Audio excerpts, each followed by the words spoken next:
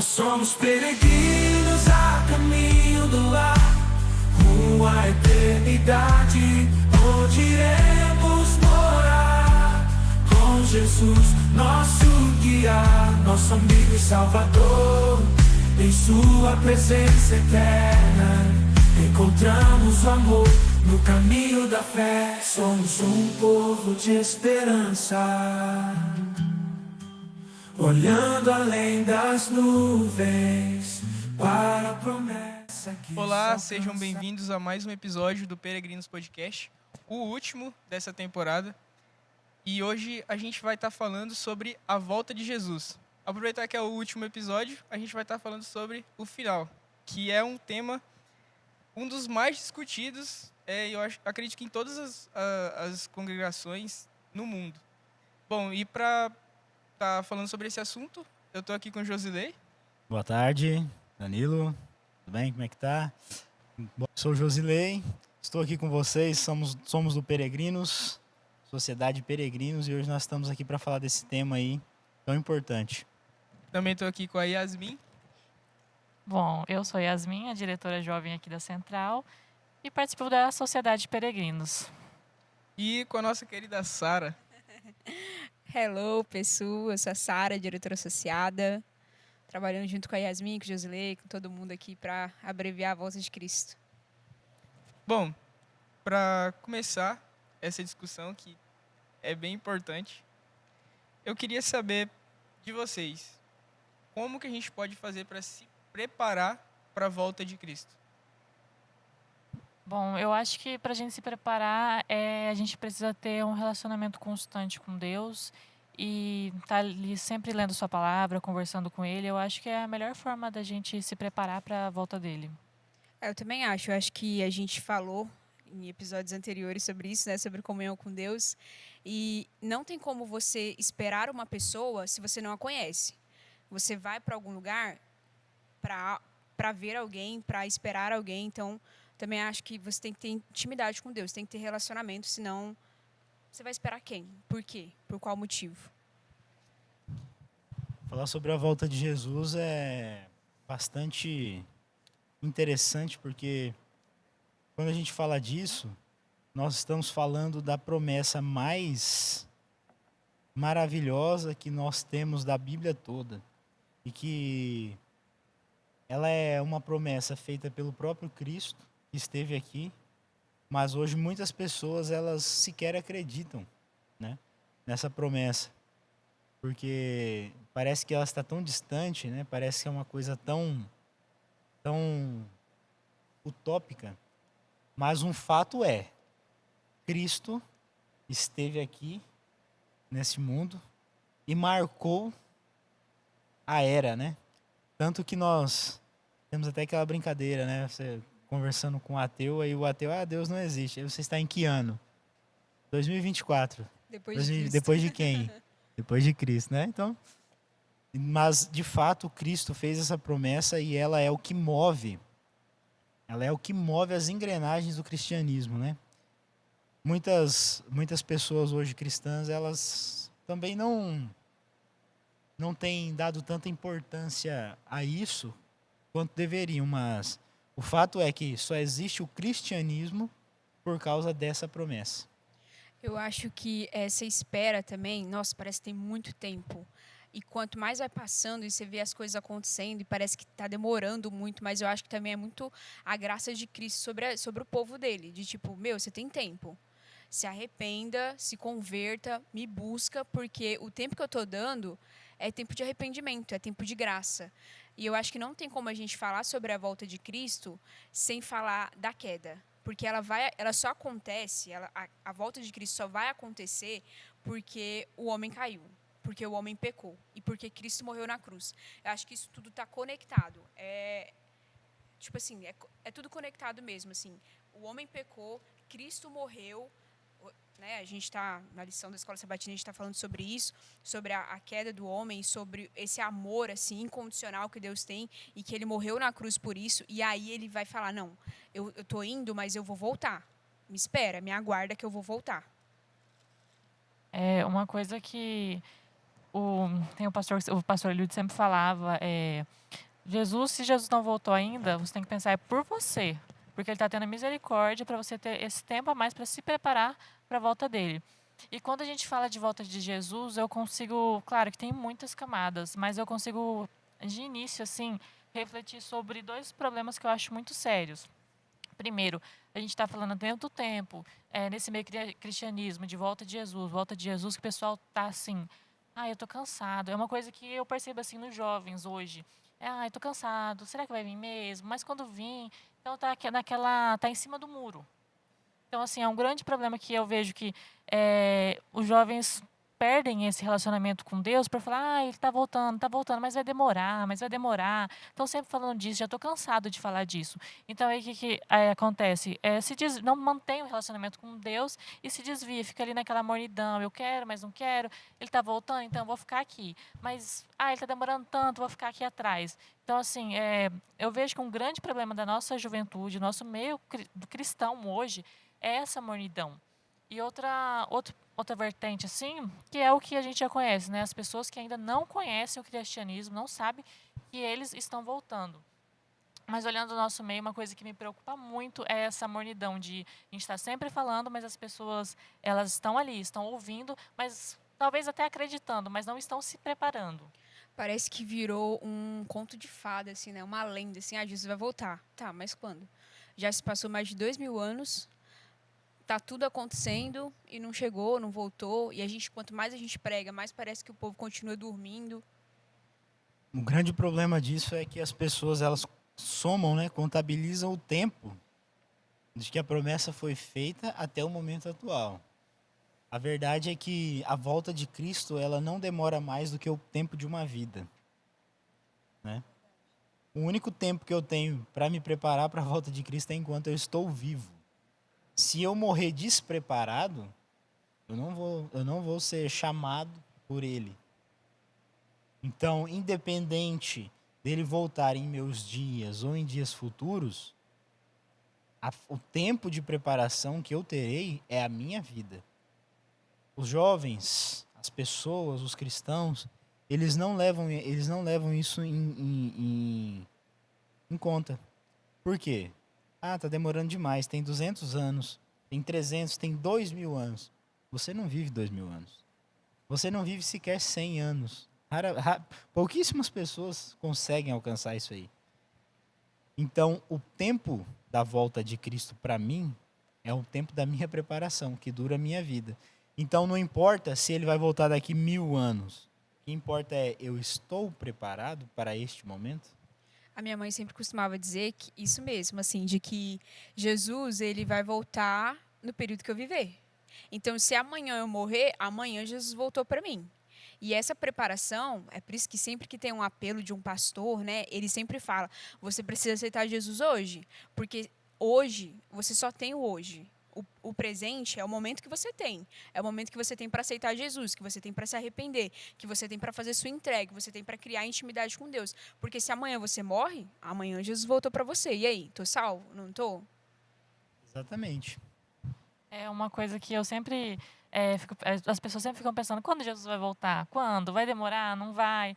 Eu não sei, mas se eu sair daqui e morrer, Jesus já voltou para mim. Então, acho que a gente tem que se focar muito na nossa vida também. Se a gente está tendo um relacionamento diário com Deus, ele morreu ali para nos salvar. Mas a gente está tendo um relacionamento com Deus, a gente está pesquisando, a gente está ali tendo essa intimidade, comunhão com Deus, né? Porque Deus pode voltar a qualquer momento para mim, a qualquer momento para todo mundo, e a gente não sabe. Mas ele está voltando. E pode ser ainda mais rápido para mim, porque eu não sei quando eu não vou estar mais aqui. E a gente tem só, né? Quando a gente fala assim, Jesus Cristo voltou para mim, né? Pode voltar a qualquer momento para mim. Só para deixar claro, nós não estamos falando que a pessoa morre e vai para o céu, né? Nós estamos falando aí que o último momento que você tem para se preparar para isso é até a sua morte. O próximo evento depois disso já é a volta de Cristo. Então, é por isso. E uma coisa que nós devemos enfatizar bastante aqui é, na Bíblia, nós encontramos o relato que lá no céu existe um livro, um grande livro, chamado Livro da Vida. Nesse livro tem um nome escrito lá. E esse nome é o meu, é o seu, é o nome dos salvos. espera, Nós né? esperamos que esteja lá. E, para que esse nome seja escrito lá, é necessário que analise-se um outro livro, o livro de relatos, né? Que o nosso anjo relator está escrevendo. Então as pessoas não levam isso em consideração muitas vezes, esquecem desse detalhe. Esquece desse livro também, né? Esquece desse livro. O livro que vai definir o meu lugar ali é o livro de relatos. Se o meu livro de relatos ele estiver confirmando que eu sou uma pessoa que, apesar do meu pecado, apesar dos meus defeitos, da minha humanidade, eu me preparei para isso, eu quis viver essa experiência, eu vou estar no livro da vida. Agora, se eu fui uma pessoa negligente, se eu fui uma pessoa que nunca quis me preparar e que só pensava na volta de Cristo como uma forma de não ser punido, né? Então vou esperar o último momento. Quando chegar o último momento, eu me concilio rapidão com Deus, só para ir para o céu. Mas você ama Deus? Ou você só quer ir para o céu para livrar sua pele? Entende? Eu acho que isso também está muito voltado para a parte de temer a Deus. E as pessoas têm uma interpretação de o temer a Deus, ele é de ter medo de Deus. E aí eu vou para a igreja, eu estudo a Bíblia, eu estudo a lição, eu vou para todos os cultos, eu tenho meu devocional, mas porque eu tenho medo de Deus, porque eu quero ser salvo, porque eu preciso fazer tudo, dar o checklist. Ele, não, hoje eu estudei a lição. Lição de segunda, check. Devocional, check. Mas, cara, não é uma lista. É claro que isso tudo está à sua disposição para te ajudar, mas não é uma lista. Quando você vai encontrar um amigo, você vai porque você ama aquele amigo, porque você quer ter contato com aquele amigo. E temer a Deus, além de você entender que Deus é amor e também justiça, eu também tenho que ter noção de que eu amo Deus, mas eu tenho respeito por Deus, porque eu entendo que Ele é autoridade na minha vida e na vida do mundo inteiro, assim, sabe? É porque também não faz sentido a gente estar se preparando para ir morar com alguém que a gente tem medo. É um ponto assim. Ou que você não conhece. Como que eu vou morar com uma pessoa que eu não conheço? Eu sei que Yasmin não gosta de filme de terror. De jeito nenhum. Ela não gosta. Ainda bem. E ela é minha esposa. Eu vou pegar minha esposa e levar ela para um lugar e colocar lá um filme horripilante para ela assistir. Não vou. Mas como que eu vou saber se ela gosta ou não disso? Conhecendo, né? Conhecendo ela, convivendo com ela, perguntando para ela. Você gosta? Ela não gosta. Então já sei que ela não gosta. Como é que eu vou saber o que Deus espera de mim ou não? É aí que entra na parte que você falou do checklist lá, né? Fazer vários... Isso daí são formas que nós usamos para treinar a nossa disciplina, né? Da nossa prática. E elas são formas corretas. Elas são aceitas. Elas são formas certas de que nós podemos usar isso, mas elas não vão levar nós a lugar nenhum, só por elas mesmo. Ela tem que ter um objetivo final. Então, qual que é o objetivo? Se eu amo a Deus, eu quero conhecer a Deus e saber o que Deus não gosta que eu faça. Porque como eu vou estar na presença de Deus, por que eu vou fazer uma coisa que constrange a Ele? Se Ele é meu melhor amigo, se eu amo Ele como meu Salvador. Não Porque faz você sentido. vai machucar ele, né? Não faz sentido. Então, vou fazer escondido. Escondido de quem? Escondido de quem? Né? Então aí que tá. Se eu amo a Deus e eu quero de fato morar com Ele, então eu vou me preocupar em saber aquilo que agrada a Ele não. E a partir daí eu vou moldando meus hábitos. Né? E quando eu descobri que o que Deus gosta é aquilo que é o melhor para mim, e quando eu aplico isso na minha vida, eu me torno uma pessoa ainda melhor, aí eu falo, mas por que eu não fiz isso antes? Por que eu deixei para fazer só agora? Entende? Mas tem gente que não consegue ter essa percepção. Sabe o que eu acho interessante? Você falou que o amor de Deus é o melhor, é o que Ele quer de melhor para mim. E eu acho que é por isso também o tempo de espera. Porque Deus te ama tanto, Ele te ama tanto, que o que Ele quer de bom é o que for benéfico para mim. Ele quer que eu seja abençoada. E Ele vai fazer o possível para isso. Mas eu preciso buscar. Eu preciso ter intimidade com a pessoa que quer o meu bem. Eu preciso conhecer a pessoa que quer o meu bem. E é isso que Ele pede. Ele pede obediência. Porque tudo que Ele quer para mim é o que é melhor para mim.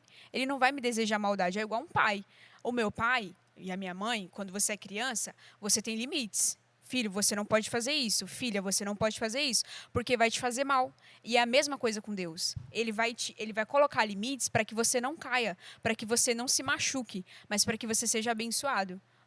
Vocês entendem o tamanho desse amor e a espera que ele está dando pra gente, esse tempo de graça? Cara, surpreendente. Acho que é extraordinário, assim. E quando a gente fala na volta de Jesus, eu sempre penso, algumas vertentes, algumas pessoas que sempre ficam assim, quando eu achar que Jesus estiver voltando, ou quando eu estiver mais velha, aí eu vou me preparar, aí eu vou ter um relacionamento, eu vou ser uma pessoa totalmente diferente. Se você não busca, não é fácil, claro, não estou falando isso, mas enquanto você não busca Deus, não tenta ter um relacionamento, não tenta buscar as coisas de Deus, porque você quer estar no céu. Se lá você não vai estar fazendo nada que você estaria fazendo aqui. Se você não gosta dessa vida aqui, por que você gostaria lá? Eu acho que as pessoas esperam, às vezes, um passe de mágica, um plim-plim, e, lá eu vou gostar. Mas não é assim, a gente tem que se preparar aqui na Terra. Eu sempre penso isso, que a gente tem que se preparar aqui. Não é fácil, às vezes é dolorido, muito dolorido, mas é uma coisa assim que a gente tem que buscar. E às vezes quando a gente acaba buscando, se envolvendo com pessoas que têm o mesmo propósito, acho que vai se tornando mais fácil, mais tranquilo. Então eu acho que isso cabe muito a nós também, mas sempre orando para Deus estar conosco, porque sem nós, sem Ele, né, a gente não conseguiria fazer nada. A gente pode ver que quando você fala desse tema, né, de pessoas que querem esperar um momento X para poder se preparar, porque ela quer continuar curtindo certas coisas aqui e ela sabe que Deus não aprovaria. Muitas pessoas pensam dessa forma até porque às vezes falta até uma certa percepção da pessoa de Deus. Não é fácil acreditar em Deus, sinceramente falando. Uma visão de cristão, não é fácil. Tem dia que você acorda e pensa assim, será que é verdade tudo isso que eu estou fazendo? Será que tudo isso que eu estou fazendo realmente é verdade? E já tem dia que você acorda assim, eu tenho certeza da presença de Deus na minha vida. Eu consigo quase tocar Ele aqui. Mas já tem dia que você fala assim, cara, será que realmente isso é real? Ou será que isso é só uma... Como tem aquela expressão, como é que é? Sei lá o que, coletivo? Surto coletivo, né? Mas aí entra o texto bíblico que fala assim, que sem fé é impossível agradar a Deus. E pela graça sois salvos mediante a fé. Isso não vem de vós, é dom de Deus. E por que fala da fé? E a fé é justamente isso. A fé é você acreditar em uma coisa que você não vê. É ter certeza de fatos que não podem ser comprovados. Entende? Então, quando a gente pensa nisso, a disciplina, ela tem que fazer parte da vida do cristão, porque sem disciplina você não exerce a fé. Porque vai ter dias que você vai levantar da sua cama e você não vai ter certeza da existência de Deus. Mas através da sua fé, da sua disciplina, você vai se manter vigilante. E aí, em um dado momento, esse sentimento de dúvida passa. E você tem certeza.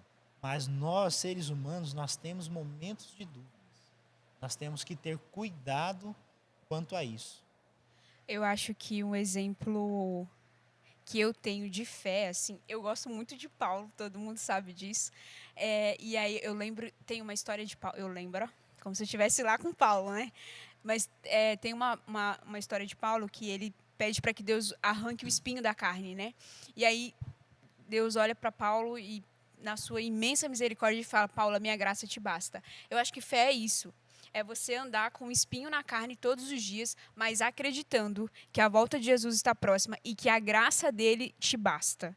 Para mim, a materialização da fé, se eu pudesse de alguma forma fazer isso, é isso. É esse relato de Paulo, o espinho na carne, e ainda assim, para ele, o viver é Cristo e o morrer é lucro. Então, eu acho que isso é fé. Bom, como vocês já estavam falando de conhecer a Cristo, a gente também conhece os sinais dele para o tempo do fim. Eu não sei se provavelmente vocês acompanham muito as notícias. Todo mundo sabe que o mundo está meio que em colapso. Se a gente for ver por essa vertente, é uma coisa de se preocupar bastante. Porque onde a gente menos imagina, tá acontecendo coisas, tipo, coisas grandes. Aqui em Cacoal, onde a gente mora mesmo, a gente pode tirar como um exemplo. Esses anos passados foi uma das maiores enchentes que a gente teve aqui na nossa cidade. Isso está cada vez se aproximando. Às vezes eu achando que por morar num lugar tipo Rondônia, onde não acontece praticamente nada, essas coisas não chegariam a nos atingir. Só que minha visão está mudando completamente sobre essas coisas. Olhando para o mundo, quais são os eventos que vocês veem que estão que vocês veem que se aproximam à volta de Cristo, que são como sinais? Quais deles hoje em dia? Nossa, tem tantos. Guerras. Nós já vemos aí rumores de guerras maiores e guerras acontecendo nesse momento, enchentes, destruição. Uma coisa que me pega muito assim também é o esfriamento, né? Não sei se é assim que se fala. A falta de amor nas pessoas. Então, hoje é muito comum, assim, por exemplo, na nossa cidade, como você estava falando, não é tão comum coisas desastrosas. Claro que sempre a gente tem algum probleminha com enchente, algumas coisas muito tristes que acontecem, mas não é como cidades maiores, cidades ali litorâneas, que acontecem grandes desastres. Só que quando a gente olha para o nosso dia a dia, eu percebo muito essa falta de amor acontecendo das pessoas. E é uma coisa que eu consigo perceber bastante, assim, de que Jesus está perto de voltar, porque tá todo mundo frio, tá todo mundo, quando não é frio é morno, que eu acho que consegue às vezes ser até pior. E a gente vê esse amor se esfriando, principalmente agora. Tipo assim, tá acontecendo, nesse momento que a gente está gravando o podcast, está acontecendo A enchente. a enchente no Rio Grande do Sul. Cara, eu vi gente satirizando. Assim, foram mais de 350 cidades afetadas e uma galera brincando com essa situação, sabe? Fazendo vaquinha para próprio benefício, assim. Então, a gente vê realmente que o amor se esfriará mesmo. Posso ler aqui um versículo que Com fala certeza. sobre isso? Em Mateus 24, fala sobre a volta de Cristo. E aí eu vi o pastor...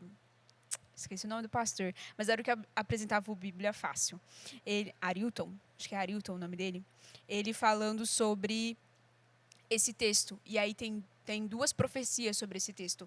A segunda volta de Cristo e a destruição de Jerusalém, que foi quando Jesus voltou naquela época, né? Como a gente falou, Jesus volta a partir do momento que você morre.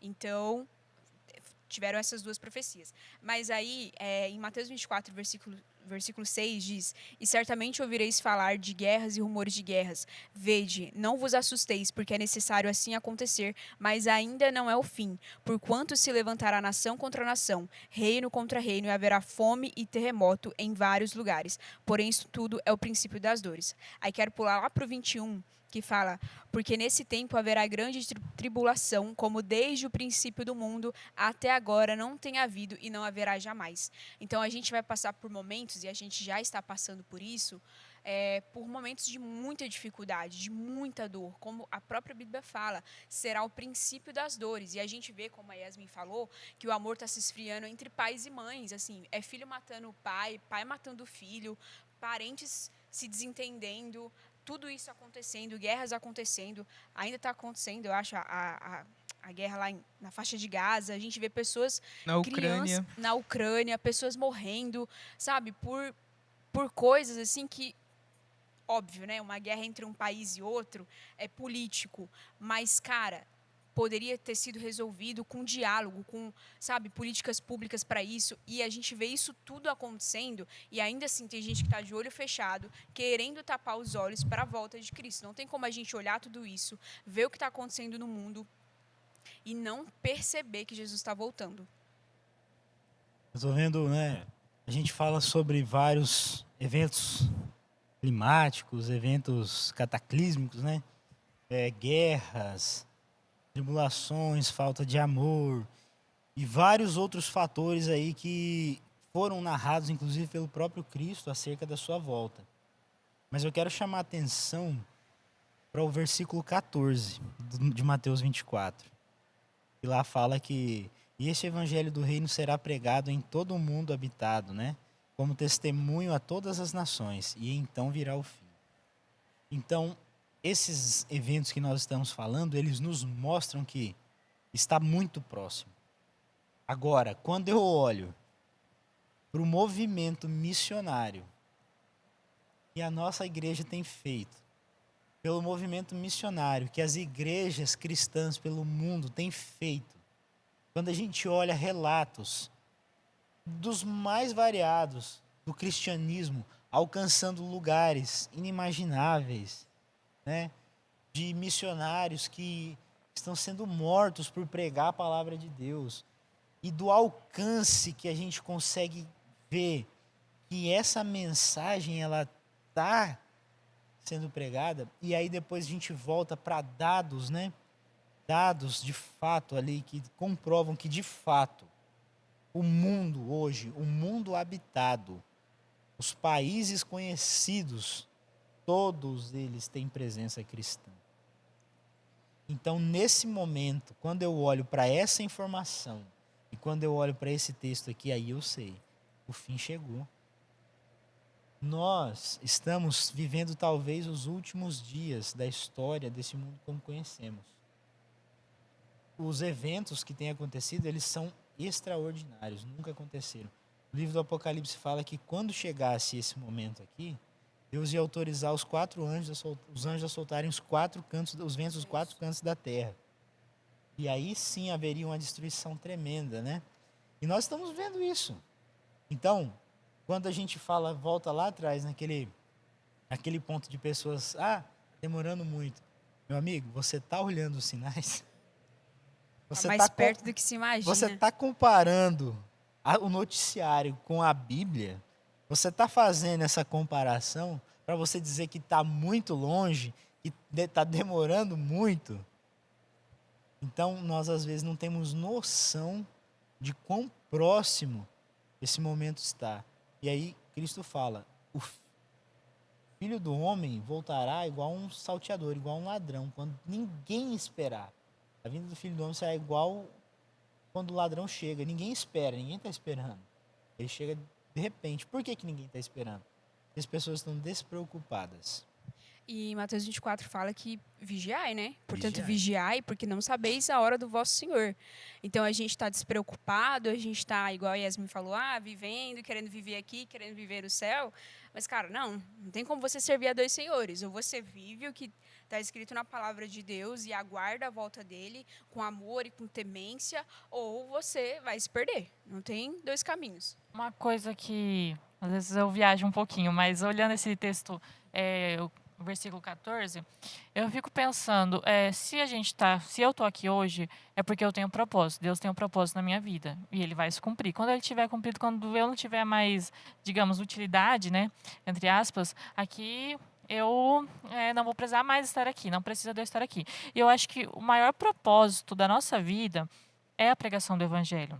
Seja de qualquer forma, existem vários tipos de dons, eu não preciso lá pregar de uma forma que o Júnior talvez pregaria, ou que a Sara pregaria, ou que o Danilo.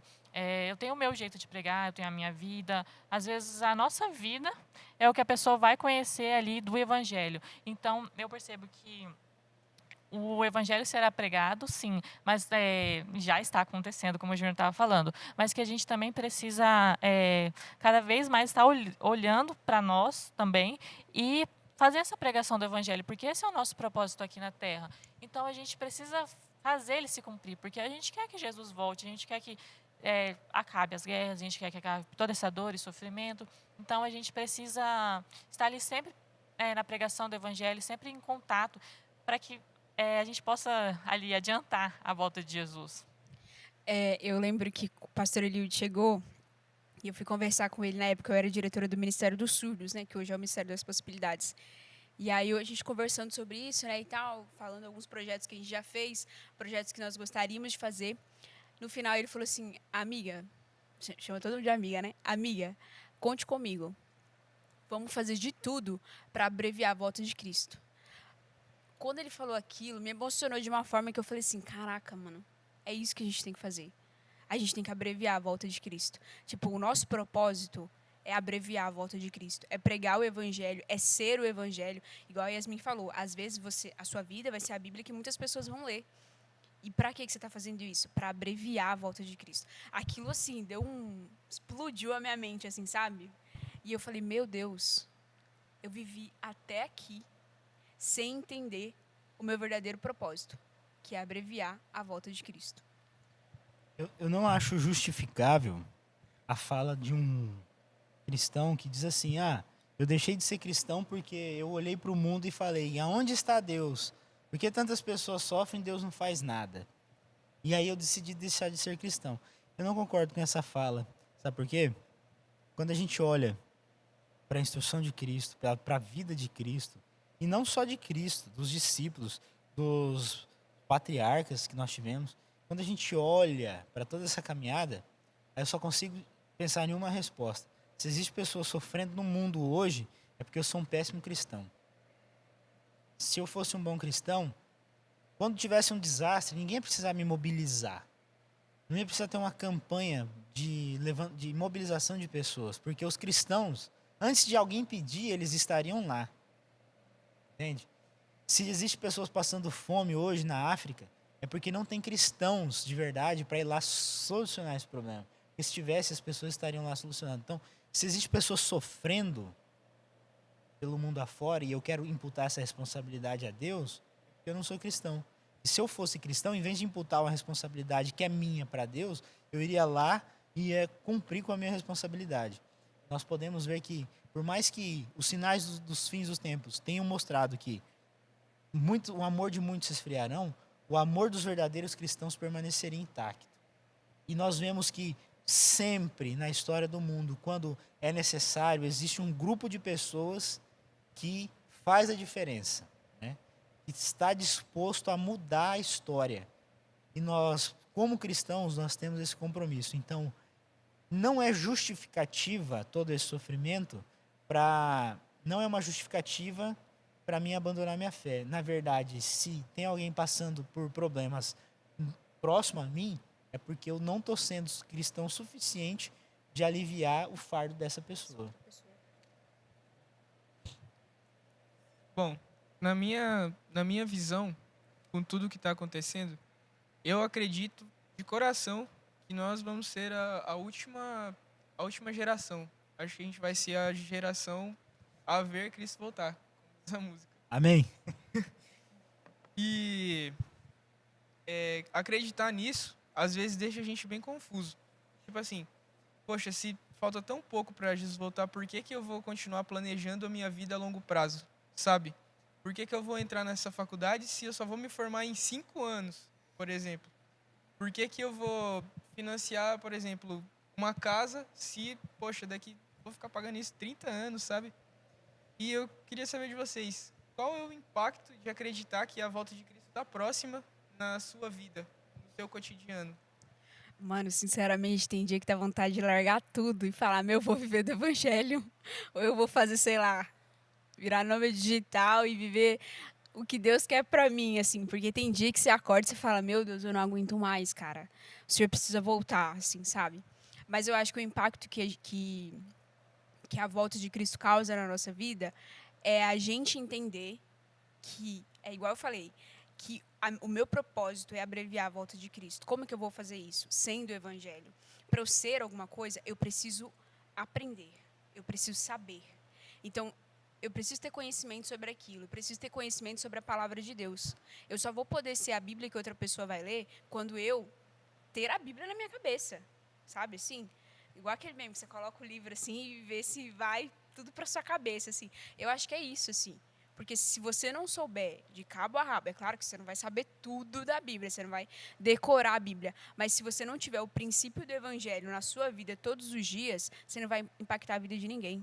Ou você vai, de forma negativa, entendendo, a pessoa vendo que você não é discípulo, que Ou você é bem só mais pior, um. ou bem pior. Talvez ele vai impactar a sua vida de uma forma que não é a ideal. Sim, morte para os dois. É engraçado o Danilo falar isso, porque na pandemia eu entrei numa pira muito louca. Eu falava assim, pro Júnior, né? Pra quê? Eu comprei tanta blusinha da Shein. E eu não vou conseguir usar minhas blusas, eu não estou fazendo essa faculdade, eu não vou conseguir terminar, o mundo está acabando, Jesus está voltando, para quê? Eu não vou comprar mais nada, eu não vou fazer mais nada. Eu entrei muito nessa pira, assim, fiquei meio louca. E aí, foi uma coisa que passou. Passou, e hoje eu estou aqui, terminei a faculdade. Então eu vejo que a gente também não tem que estar muito ligado nesse princípio, né? De, ai, tá acabando, tá acabando. Até porque eu não sei, a gente não sabe, né? Mas eu vejo que uma coisa que a gente pode impactar nas pessoas é o amor. Sendo o amor que ninguém é hoje. Todas as músicas, quando a gente para olhar os hinos, as músicas, o que mais fala é da falta de amor. Então, o que a gente tem que ser hoje é o amor que falta nas pessoas. A gente tem que demonstrar, até porque a demonstração é o que mais faz as outras pessoas quererem mudar também. Então, eu acho que a gente tem que ser esse exemplo ali do amor de Cristo aqui na Terra. Até porque o amor, eu acredito que quando é um amor verdadeiro, ele se demonstra através de ações. Eu acho que as nossas ações contam muito mais do que às vezes a gente sair simplesmente falando, sabe? Quando você fala aí, né, a Yasmin falou do delírio dela, né? Do surto dela. O Danilo também falou aqui sobre isso, né? Que às vezes ele para e pensa, né? Para que fazer tudo isso se tá tão próximo? Você já parou para pensar aonde é que Cristo quer que você pregue? Aonde Cristo quer que eu esteja pregando? Aonde Cristo quer que eu faça a diferença? Aí eu falo, vou parar de fazer faculdade, parar de trabalhar, parar de não sei o quê, porque Jesus está voltando. Tá, mas se você se excluir do mundo, você vai influenciar quem para Cristo? E tem dia que dá vontade, hein? E aí que tá. Se eu sei que Cristo está muito próximo de voltar, eu não vou trabalhar, estudar e tudo mais apenas para me beneficiar disso, entende? Eu vou usar esses momentos que eu tenho nesses locais para influenciar positivamente as pessoas ao lado de Cristo. Então, Cristo está voltando e eu sei disso. Para que eu vou estudar? Porque lá na faculdade talvez tenha alguém que precisa saber disso e não sabe. Então eu vou estar lá. Enquanto isso, eu continuo estudando. E por que eu vou trabalhar? Porque lá no meu serviço talvez eu sou a única luz que tem lá. E tem alguém que precisa dessa luz e através da minha presença lá e do meu testemunho, essa pessoa vai enxergar. Então, o evangelho ele não é teórico. O evangelho é prático. É uma prática, né? Jesus ele não mandou os discípulos praticarem o evangelho na igreja. Ele não falou, vão para a igreja e sejam meus discípulos. Ele falou o contrário. Ele falou, ide, pregar esse evangelho a toda tribo, língua, nação. Por quê? Porque o evangelho é prática. Então, a pregação do evangelho ela não está limitada ao templo, ela não está limitada à igreja, não está limitada à escola sabatina. Não. Isso daí é onde eu venho aprender o que eu preciso fazer no mundo lá fora. Então, aqui é uma escola e eu estou aprendendo teoria, mas o real evangelho, a real missão é quando eu saio da igreja e vou para a rua, e vou para minha casa, e eu vou para o meu serviço, e eu vou para minha faculdade, e aí lá eu vou praticar. Então, uma coisa está totalmente ligada à outra. O evangelho é de prática. Então, a prática do cristão ela é no mundo real. Não tem o menor sentido vir à igreja e ser cristão na igreja. Não tem o menor sentido. Porque todas as pessoas que estão na igreja também são cristãs. Então, não faz sentido isso. Pregar para cristão. Pregar para é a mesma coisa que tem um ditado, né? Enxugar gelo. Entendeu? Então, assim, nós temos que praticar o evangelho no mundo real. Viver de fato. E isso é a missão que Cristo nos passou. Acho que nesse contexto o evangelho é nosso dia a dia, né? Dia a É o dia. que nós fazemos no nosso dia a dia, o que nós somos, todas as nossas ações e relacionamentos, acho que influenciam nessa pregação do evangelho. Bom, como a Bíblia fala, que no fim, se a gente não pregar, até as pedras vão falar. Eu posso falar de mim nesse contexto, porque às vezes, quando eu estou aqui na igreja, eu vejo o Josilei passando a lição, vejo a Sara, poxa, todo mundo consegue falar. Eu fico pensando, tipo assim, poxa, eu quero mesmo que eu não consiga falar, que eu seja uma pedra, que eu seja a pedra que vai poder falar disso. Isso é muito legal. E depois que a gente começou a fazer esse podcast aqui, eu não falei pra ninguém isso, mas, tipo assim, eu tô tendo muito mais facilidade em conseguir falar de Jesus para outras pessoas. Isso, tipo, é incrível. E também, baseado nesse tema que a gente está falando hoje, queria fazer uma pergunta assim que eu vou perguntar, mas eu vou responder essa também. Tenho medo. Se hoje você de casa também, vocês se veem preparados para a volta de Cristo, você acha que você está salvo? Na minha visão, eu realmente não sei, eu tenho minhas dúvidas. A história do Danilo vai ser o provar e ver de história de hoje. Mas isso é bênção, porque você está entendendo que você também quer abreviar a volta de Cristo. Você quer ser a pedra que vai falar. Você quer ser o discípulo que vai discipular. Mas, cara, eu acho que é uma pergunta muito capciosa, né? Você está preparado para a volta? Se Jesus voltasse hoje, você estava salvo? Eu acho que... Não sei, sinceramente, assim. Eu acho que é... Caraca, pergunta pesada, hein, É uma Danilo? coisa que dá pra gastar umas horas pensando. Dá para gastar, mas eu acho que não. Acho que não, assim, eu acho que tem um caminho que eu preciso andar ainda, e eu acho que o Espírito Santo tem falado muito ao meu coração, assim, desde a pandemia, eu senti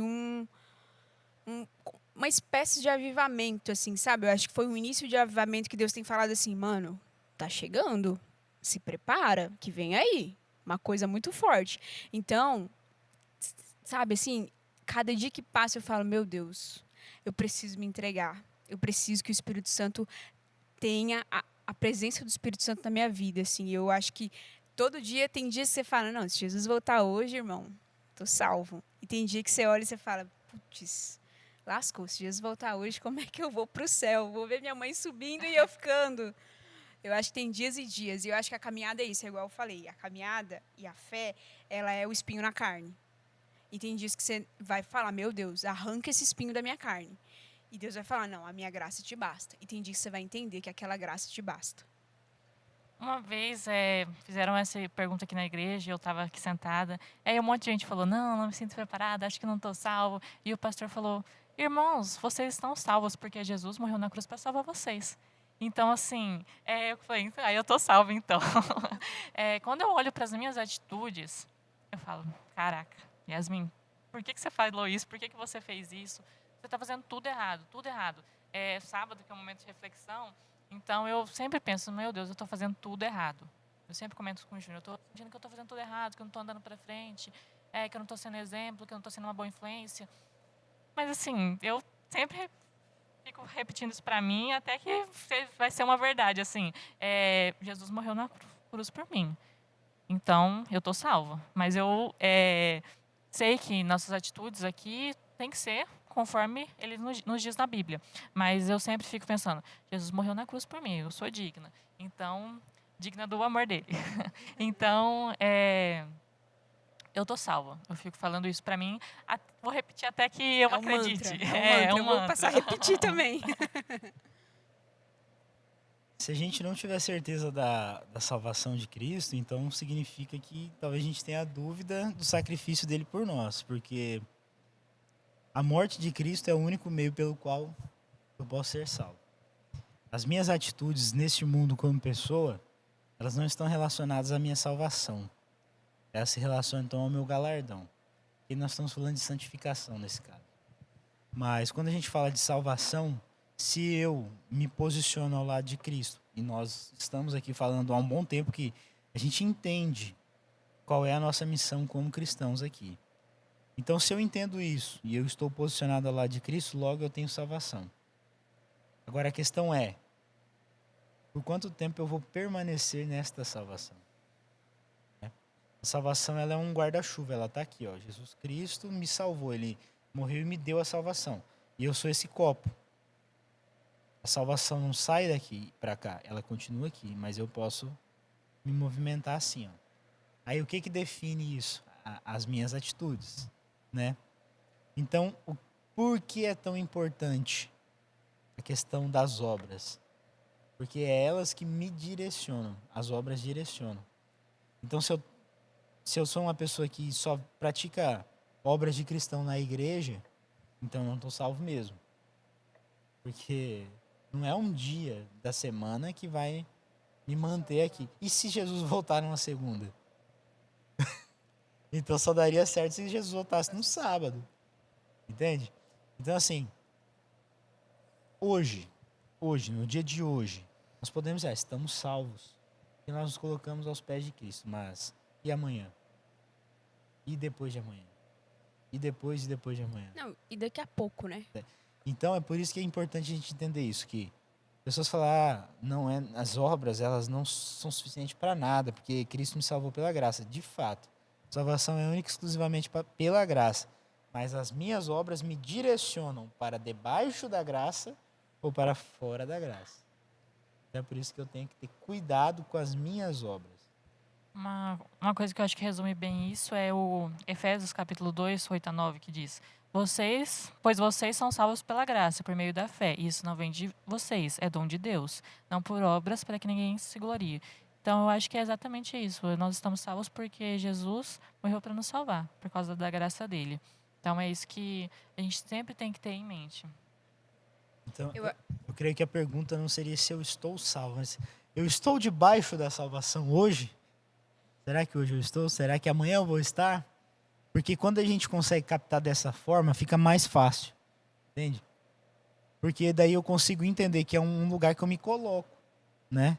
Então eu posso controlar isso, de fato, eu posso controlar onde eu estou. Você pode controlar onde você vai entrar. Você pode controlar o que você vai assistir. Você pode controlar o que você vai ouvir, o que você vai falar. Isso é controlável. Então, se é controlável, eu posso fazer. E eu acho que, assim, para quem tá assistindo e ouvindo a gente, né? É igual eu falei, tem dias e dias, assim. Cara, tem dia que você vai estar, anêmico, inconsistente e falando, meu Deus, o que vai ser de mim, né? Igual a Yasmin falou, eu olho para as minhas atitudes e eu falo, Senhor, tem misericórdia. E tem dia que você tá com seu devocional em dia, labareda de fogo, irmão, adorando ao Senhor assim, sabe? Só que isso não é passageiro, assim, é igual você falou, a gente precisa estar debaixo da graça e debaixo da salvação. Todo dia, vocês que são casados, vocês se escolhem todos os dias. Você decidiu amar a Yasmin todos os dias. A Yasmin decidiu te amar todos os dias. Tem dia que não vai ser fácil. Mesmo assim, vocês se escolheram. E eu acho que o relacionamento com Deus e acreditar na volta dele é uma escolha também. É muito bom falar de relacionamento, porque assim, todos os dias alguma coisa acontece, né? Alguma coisa acontece e aí você tem duas opções, a boa e a ruim, né? Você pode responder aquilo de uma forma que vai acabar com o problema, ou você pode responder aquilo de uma forma que vai inflamar o problema. E a nossa vida cristã também é assim. Todos os dias acontecem coisas que podem, dependendo do meu proceder diante daquela situação, me aproximar de Cristo ou me afastar completamente dele, né? Então, o relacionamento é a melhor coisa, é o melhor exemplo que nós podemos usar para definir a relação homem e Deus. Porque é uma questão de comportamentos em relação a situações. Então, se eu sei que Deus não gosta disso, se fizer, eu vou magoar Deus. Deus nunca vai me magoar, mas eu posso magoar Ele. E dói mais nele do que em você. Exato. Então, se eu amo a Ele, por que eu vou querer ver Ele triste? Eu não quero. Meu cunhado estava me falando, né, para a gente fazer um momento de... para que as pessoas possam contar o seu alto e baixo da semana.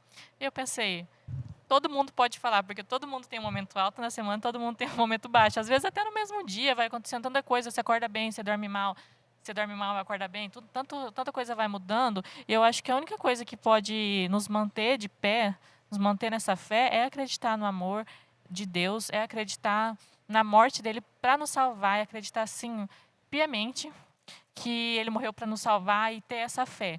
Porque eu acho que é isso que nos mantém seguros nesses momentos de dificuldade, nesses baixos aí. E também nos altos, porque às vezes quando a gente está ali no alto, a gente fica, mas será? Será mesmo que é Deus? Então, assim, eu acho que tudo depende muito da nossa fé mesmo. Bom, acho que a gente pode caminhar para o final aqui. Senão vai longe, né? Senão vai bem longe, que é uma discussão gigantesca, no mínimo. mas que nós possamos ter muito mais momentos altos do que baixos, que nossa fé Amém. possa ser sempre linear, vamos colocar assim. Que a gente possa ser constante na nossa fé, assim como a gente tenta ser constante nas coisas que trazem um retorno pra gente, como trabalho, faculdade e tudo mais. Posso só, Com certeza. assim, já que a gente está encaminhando para o final, eu acho que a gente falou sobre muitas coisas que nos levam a acreditar na volta de Cristo. E você que está em casa, às vezes você fala, meu, mas o céu nem vai ser isso, a gente vai ficar lá tocando harpa, vendo anjo, não sei o quê. Não, cara. Se você não tem relacionamento com Deus, você de fato não sabe o que vai ser o céu. Mas tem um verso na Bíblia que eu acho muito bonito. E que toda vez que eu leio, eu falo, meu, eu quero ir para o céu. Porque eu vou poder viver isso aqui. Que é em Pode ler? Pode ir. Apocalipse 21, a partir do verso 1, que diz: Vi novo céu e nova terra, pois o primeiro céu e a primeira terra passaram, e o mar já não existe. Vi também a cidade santa, a nova Jerusalém, que descia do céu, da parte de Deus, ataviada como noiva, adornada para o seu esposo. Aí vou pular pro... Não, vou ler tudo. Então ouvi grande voz vinda do trono, dizendo: Eis o tabernáculo de Deus, com os homens. Deus habitará com eles, e eles serão o povo de Deus. E Deus mesmo estará com eles. E aí o verso 4, que eu acho que é um dos mais bonitos de toda a Bíblia, assim, que diz: Eles enxugará dos olhos toda a lágrima, e a morte já não existirá. Já não haverá luto, nem pranto, nem dor, porque as primeiras coisas passaram. E aí você olha para tudo que acontece no mundo e, tipo, gente, não sei quantos ficaram sabendo da situação de Marajós, das crianças que eram traficadas, né, e tal. Quando eu vi um vídeo de várias crianças dentro do carro e crianças pedindo socorro e chorando pelo pai, pela mãe, tipo, pelo amor de Deus, me tira daqui. Meu Deus, aquilo me emocionou, assim, aquilo partiu meu coração, eu comecei a chorar. Eu chorava. E a única coisa que eu desejei naquele momento foi que Cristo voltasse.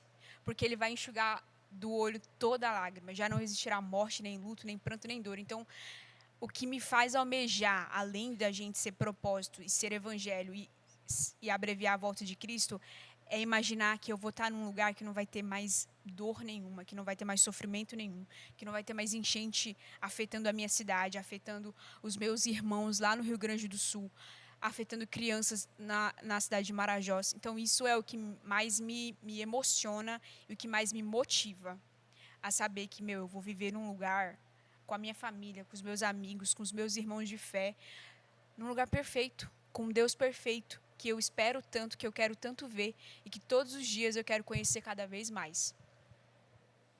Amém. Bom, acho que isso foi tão bonito. Ficamos sem palavras. Acho Que que, resumiu que resumiu toda a nossa discussão. toda a E, nossa discussão. e para encerrar aqui, pode fazer uma oração pra gente. Pode ser? Vamos encerrar essa primeira temporada. É. E vamos pedir pro pessoal de casa ficar aguardando a segunda temporada aí. Com ansioso. certeza. E aí, né? Já curtiu aí? Ansiosamente. Deixa seu like aí, segue aí. Seu comentário. Vem visitar aqui a nossa classe dos peregrinos. Manda para os amigos, para os familiares, no Faça grupo da parte família. do nosso Instagram também, peregrinos.ja. E a gente espera que algum episódio, ou todos os episódios, possam ter tocado o coração de vocês e feito aí a diferença. Se você tem aí uma sugestão de tema que gostaria de ouvir aqui, deixa escrito aí. Vai que seu tema pode ser o próximo, né? Dá essa sugestão aí que a gente vai fazer o máximo por vocês aí também. Certo? Vamos orar? Senhor nosso Deus, nós somos gratos a Ti porque o Senhor, em tão boas circunstâncias, nos manteve até aqui. Nós te agradecemos por essa conversa que tivemos aqui, onde pudemos falar sobre a sua volta. Nós estamos ansiosos por esse momento, Senhor. Que o Senhor nos preserve no seu caminho para que nós possamos contemplar com os nossos olhos o seu breve retorno. E que nós possamos dar graças a Deus pela sua volta.